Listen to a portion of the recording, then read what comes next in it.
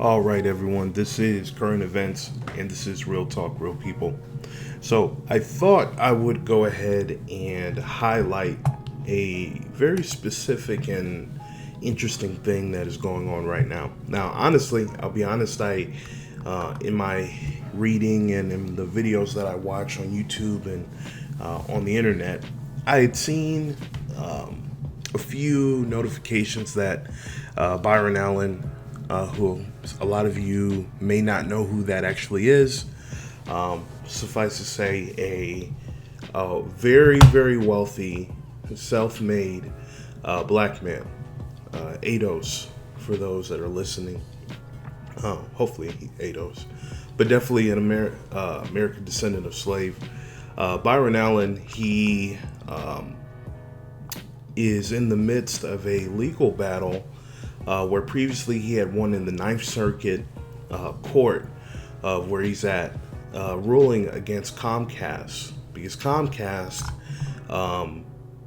is not carrying his shows, basically not wanting to do business with him. Comcast / Charter. He recently had a successful bout with AT&T where they settled out of court to the tune of, I think, 10 million or something like that. Or maybe it was more. Forgive me. I just got turned on to this by a friend. He texted me. He says, so, hey, man, what do you think about the whole news and everything going on with Byron Allen? Now, I said, I'll be honest, I haven't looked into it too much. And boy, was I mistaken. I should have been, I got to kick myself for this one. I should have been on this a long time ago. Because this is such a monumental situation that's going on here. This could affect all of us. Rich, poor, socioeconomic class, all that. All of us. So I wanted to not make this too long, but I believe context is everything. So I believe we need to put a lot of this into context so that a lot of you will understand what exactly is going on and why this even matters to you, why this should matter to anyone. So I'll do my best here to make it brief, but context is everything. So the question becomes, who is Byron Allen? So if you look at his Wikipedia page, it'll say, which surprisingly, this hasn't been filled out too much, so maybe we'll have to do some filling out of this at some point. But anyway, he grew up with his mom. Allen's interest in show business began during his childhood, where he would accompany his mother to NBC Studios in Burbank, where she worked as a publicist. So his mom was a publicist, and he used to go to work with her. At age 14, he put together his first stand-up routine and began appearing on amateur night at comedy clubs throughout Los Angeles. So Byron Allen started out as a comedian at a very young age of 14. One night, Jimmy Walker, you guys may know who Jimmy Walker is. Jimmy Walker saw stand-up and invited the comedian to join his comedy writing team. So Jimmy Walker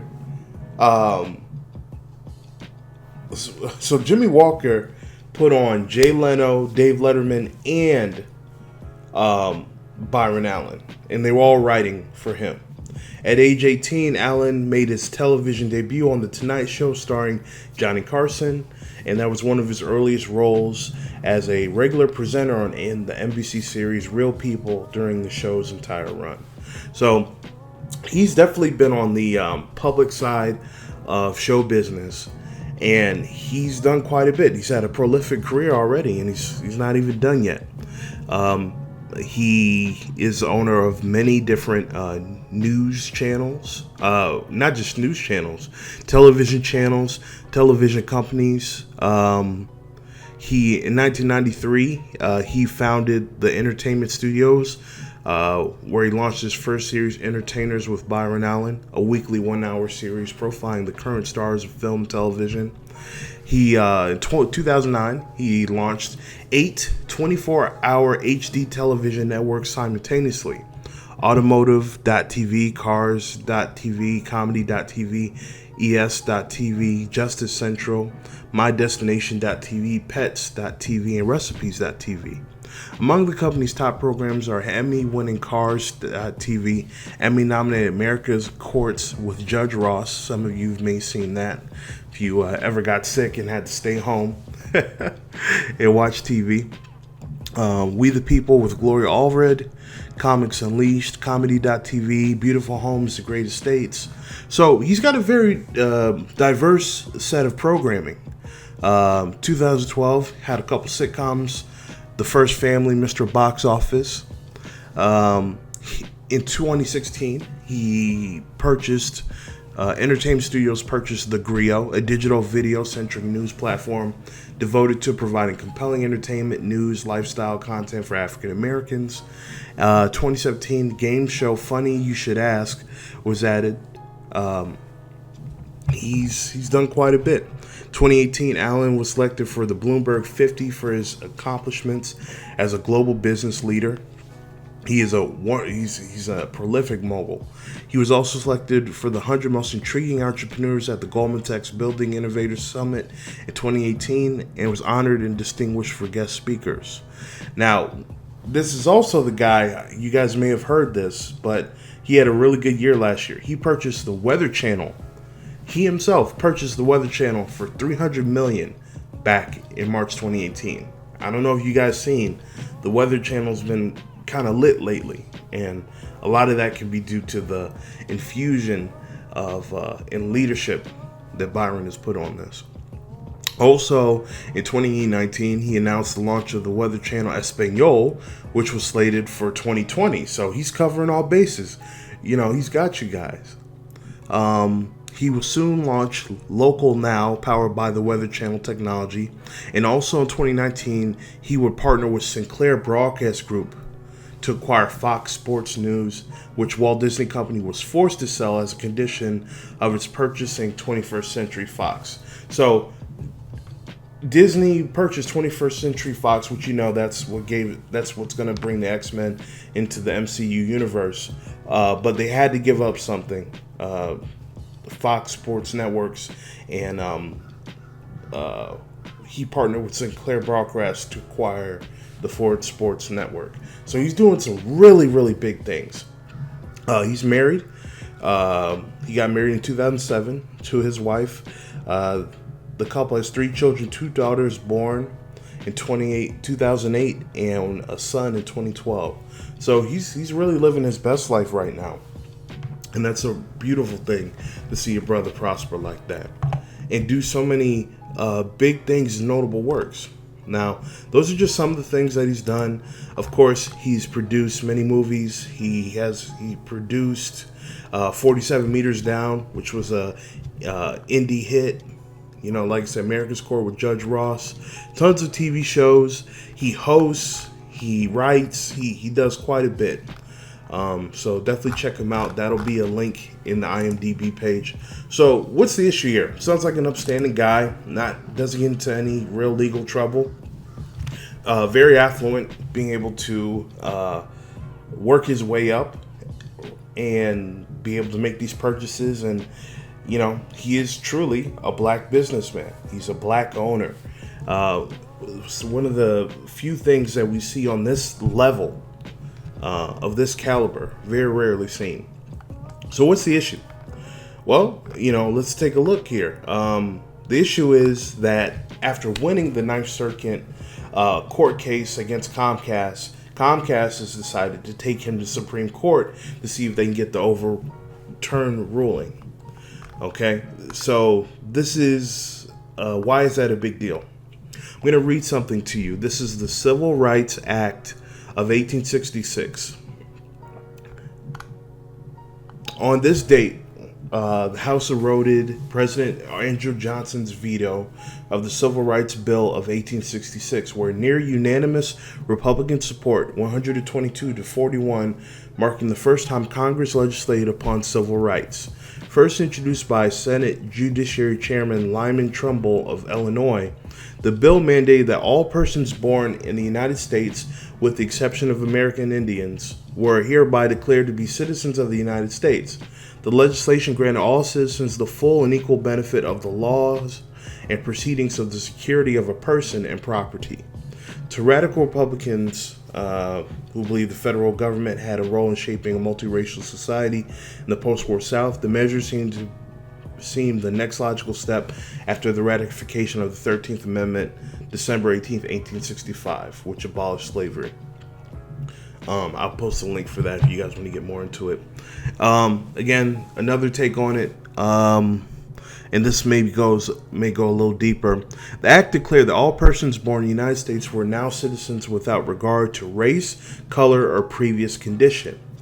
As citizens, they could make and enforce contracts, sue and be sued, give evidence in court, inherit, purchase, lease, sell, hold, convey real or personal property. Persons who denied these rights to former slaves were guilty of misdemeanor and upon conviction faced a fine not exceeding $1,000 or imprisonment not exceeding 1 year or both. The activities of the organizations such as the Ku Klux Klan undermined the workings of these acts and it failed to guarantee the civil rights of African Americans. So basically, I read that to you, the Civil Rights Act of 1866. Now, how is this put in jeopardy? Well, let's be very deliberate here. This act wasn't written for really anybody but African Americans. This is what this is for. This was written with African Americans, ADOS, foundational blacks, native blacks in mind. So you got to put this in, and this is a major sticking point, a major something that Byron is talking about is being violated here. So, assuming that the Supreme Court, from this particular circumstance, upholds the Ninth Court's decision, then the civil rights of black folks is definitely going to be protected.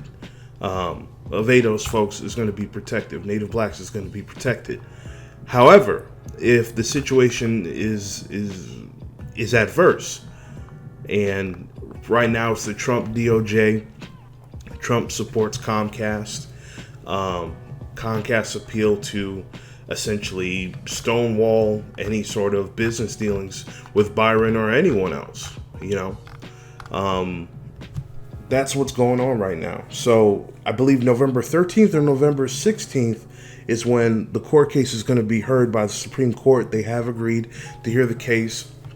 Now, there's definitely some fuckery going on here, excuse my language, because there was a amicus briefing, and let's go ahead and let's see here. I want to give you guys a definition of that, an amicus briefing, because that's important.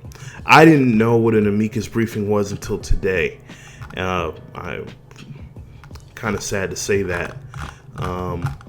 But it's definitely important to know, and I guess we definitely all have the ability to provide these things to help with court proceedings. So let's see here. This is an amicus brief. Okay. Amicus brief.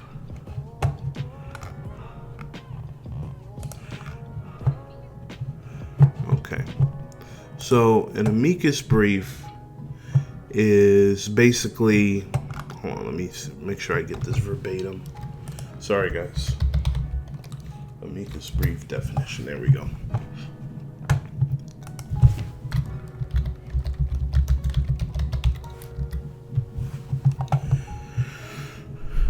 All right.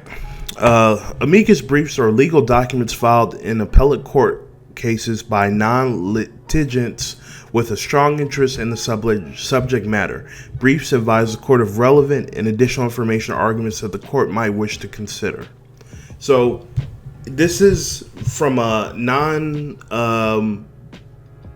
it doesn't have to be Byron Allen's legal team or anyone else's legal team. Anyone who is a non-litigant, which again, not a lawyer, can submit basically like a case study or a legal document showing certain things go on certain things happen, and it provides insight to the court. Again, remember, context is everything. So I definitely feel this should have been something I should have known about, or we all should know about. So I'm glad we do know that now. So God forbid anything ever goes to court, these documents can be filed. Even you yourself could write an amicus brief for something that you're passionate about that you may not have any legal, stake in currently. But anyway, that's something to be aware of. So I say all that to say this, just my opinion on this whole thing. Well, it just goes as here, and doing my research for this court case, that Mr. Byron Allen has initiated. I believe he has the right to do so. I believe he has the right to go after this, as ADOs, foundational blacks, etc. At every level, there is a ceiling. It could be a brick one, or it could be a glass one. Either way, it's there.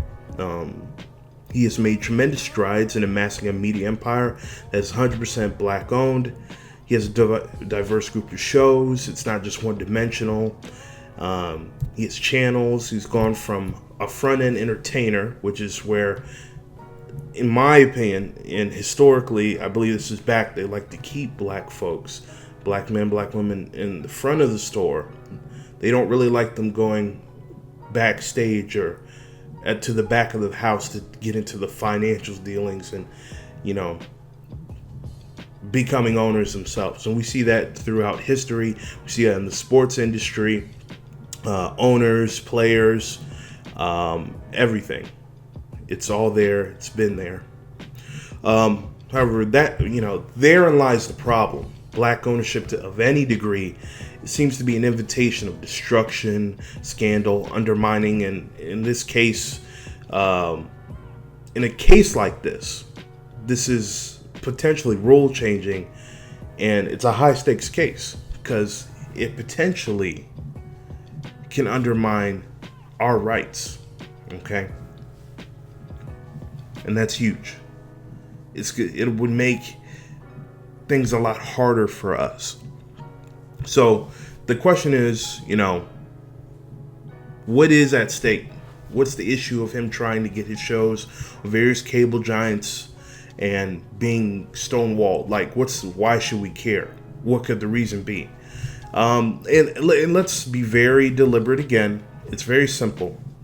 And one word used correctly, it's racism, right? For ADOS, the ongoing implementation of institutionalized racism, it continues to be a real obstacle that, regardless of economic, social, or political class, inevitably, it's going to be recognized, and we got to deal with it on all levels. There's no getting around that. I wish there was a way that we could opt out of a racist society, but we can't. So we got to work within it and make changes to it. So let's see here. Let's see. I just believe it's important in general because it allows us to navigate the barriers of entry, by just upholding the laws on the books. Maybe not even creating new laws, but if we upheld the laws on the books, a lot would be different right now. Okay. Now, let's see here. But we also got to look at it from this other point of view and situation. If the Supreme Court rules with Comcast, it will not only put us in jeopardy of our rights to be lost, but like you said, it'll make the burden of proof so high to prove if companies, which are people, which is crazy, companies are people, entities of themselves, to prove that they are having racist practices. And it would make it nearly impossible to call out and bring justice to those exclusionary business practices when it comes to ADOS, Native Blacks, African Americans, what have you. Now, I found this interesting, and in the books that I've been reading by Dr. Claude Anderson, He has a few, well, not a few. All of his books are great. Currently, I'm reading the Black American Reader. That's pretty good. And of course, Powernomics is a great book as well.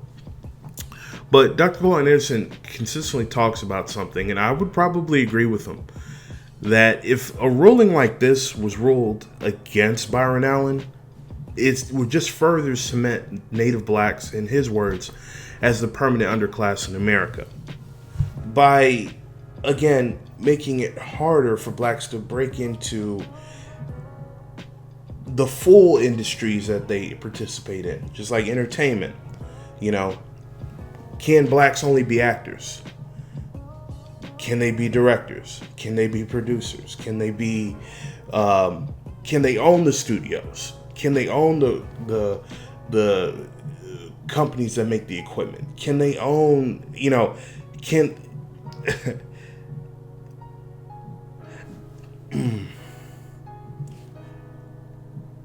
I don't know. I mean, I do know it's just I don't know. I'm just getting a little tied up here. But these are the questions we need to ask. And also, I'm sure a lot of you have heard this statistic, but I'll put this all in. But according to the Road to Zero Wealth report published by Prosperity Now and the Institute for Policy Studies, the median wealth of Black Americans will fall to zero by 2053 if current trends continue. So if nothing else changes, if this ruling continues to be, or if this ruling is not in Byron Allen's favor, you can see this actually being a stepping stone and a continuation of the trends that will eventually lead, if nothing changes, to the black median wealth of Black Americans being zero by 2053. So in my humble opinion, it's just no exaggeration to make the argument that this court case is going to be one of the most important civil rights cases of our time, of our current time. And that's crazy to say. We hear all the time, we're past this was so long ago. It's all happening in a cycle. You got to know your history, because if you don't, the same things will continue to happen over and over again in a cyclical-like manner. And that's why you never get anywhere. It's unfortunate. Like I said, the Trump's DOJ backs Comcast's point of view as well. Comcast filed an amicus brief, like I told you, trying to say that Byron has to prove race was the singular motive behind denying him the opportunity to have his shows featured in buying. So that's not actually the case. That's what they want. That's how they want to frame the court case, because they know he's got to prove this is the singular reason why we're not picking his stuff up or stonewalling or keeping him out of this. That burden of proof is extremely high. And again, that wasn't what was needed for the Ninth Circuit Court to say that Mr. Byron Allen's claim was legitimate and that he should be paid out on it. So they're just trying to make it harder. And I'll be doing a video on this about how they change the rules. When an African American man, woman gets into an industry that others feel he shouldn't be in or she shouldn't be in, if one or two get in, that's fine, depending on the industry. But if we start getting more in, they change the rules and they change the barriers to entry to make it harder. Look at voting, look at voters registration, look at redlining, look at all these historical things that have happened. Now, this was the response, and this is just a snippet of the response from the NAACP, and I think this is very true. It states the following: for more than a century, Section 1981 has been used as an important tool to combat race discrimination, particularly for employment discrimination claimants throughout the NAACP's history. Standard bearers of justice like Thurgood Marshall have harnessed the power of Section 1981 to fight various forms of discrimination. Yet now, in a situation that has become all too familiar during this era, an upcoming Supreme Court decision has the potential to reject these lessons of history by rolling back the clock on basic civil rights. So here's to hoping that the NAACP writes an amicus briefing of their own to help combat the amicus briefing of Comcast. Okay. I'm going to post quite a few links so you can get a couple different perspectives. Again, he did buy the Griot. So the Griot, if you feel like, oh, that's a bit biased, you can look online, but I'll have other links too. But Byron just goes into, and you should listen to him and his words on this. I thought this was very, very telling in one of his interviews. And this is probably where I ended on. Byron said he spoke to a white guy, right? And Byron said there's a lot of different things. I'll be doing videos on this, but he said, he asked the white guy, you have daughters, right? He's like, yeah, you have daughters. He's like, I've got a daughter too. He said, would you be comfortable if I controlled the images and likenesses of how your daughter saw herself? I control that. I control that image from the moment she was born. The white man says, no, I wouldn't be okay with that. And Byron retorts with, then why should I be okay with that? I'm not asking for a seat at the table. I'm taking a seat at the table. I have a daughter. I'm going to control how she grows up, how she views herself, how she grows up. Not you anymore. That's very powerful because he's absolutely right about that. If the image of black folks is not the true image of black folks from black folks, then there's a disingenuous spirit about that. That's why I just watched the movie Dolomite, right? Just watched Dolomite. Great movie on Netflix. Eddie Murphy, Mike Epps was in it. Even Chris Rock was in it. Wesley Snipes was in it. Great movie. Really good movie. You all should go see it. Dolomite, at every corner of him trying to make this movie, him trying to, or Rudy Moore, trying to make this movie, trying to make his comedy albums, trying to make his singing, trying to break into the business, obstacle after obstacle after obstacle. So he said, well, I'll try to keep it PG, but he said, F him. And he took the chance and bet it all on himself and the people around him. And he made a movie that everyone else, he had been turned down 3 times by multiple different industries, moguls, production companies saying that, no, they can't do this, he can't do this, and he did it. He didn't ask for it. At first he was asking for a seat at the table. But then he realized you can't ask for nothing. You got to take it. Power respects power. You got to take these things. No one's going to give it to you. You must take them. So it was just interesting how that translated over to that. And it's a never-ending story. It's always been a thing. But hey, we're coming up on the end here. I just wanted to go over those are my thoughts on this Byron Allen case. I will be following this closely. I'll be giving you guys some updates on this. Again, this is Real Talk, Real People. It's current events. I love you all. Don't forget to like, comment, subscribe. Tell me, do you think Byron has a legitimate case? Do you think Comcast is right for not picking up any of the shows when a lot of their competitors have? Are they stonewalling him? Should they be able to tell him, no, we're not going to purchase or we're not going to do business with you? Is that going against the Civil Rights, Act of 1866? What do you think the impact of the decision for Byron or against Byron will have to you? I've highlighted a little bit, but I'll be putting some links there. In any event, I just want you all to be informed. I wanted to bring something meaningful to you, as always, with Real Talk, Real People. And so let us know. And, usually I say keep it real. But I think We're going to change that to context is everything, because it truly is. Anyway, guys, love you. Bye.